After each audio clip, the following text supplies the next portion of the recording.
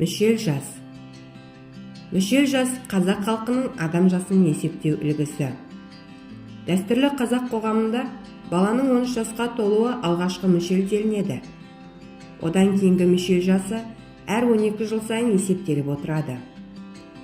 Мысалы 25-ке толғанда 2 мүшел, 37-ге толғанда 3 мүшел, 49-ға келгенде 4 мүшел деп есептеледі.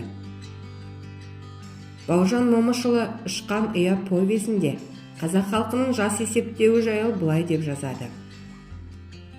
Қаншаға келдің қарағым деп қай баладан сұрасаң да, өз жасын мақтанышпен айтатыны мәлім.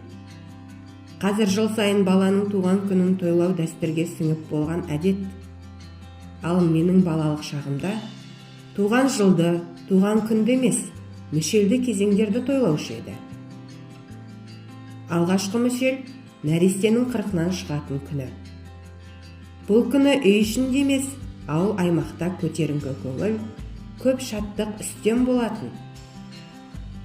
Екінші мүшел баланың 7 жасқа толған күні. Бала 7-ге келгенше жерден таяқ жейді деп тегін айтылмаған ғой. Сол 7-ге толған күні өрен аяғын жерден нық басты деп санайды. Азаматтыққа аттанар жолдың алғашқы қадамы да осы жерден басталса керек.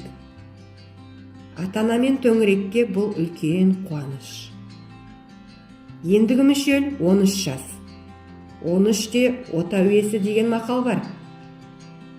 Бұл енді оң-солыңды тани бастадың. Ер санатына іліктің. Сенмен есептесер, ақыл бөлісер кезең келді деген сөз. Енді сен өзгенің жетегінен гөрі өзің тізгін ұстағанда өзің ат жалын тартып мінгенді қалайсың?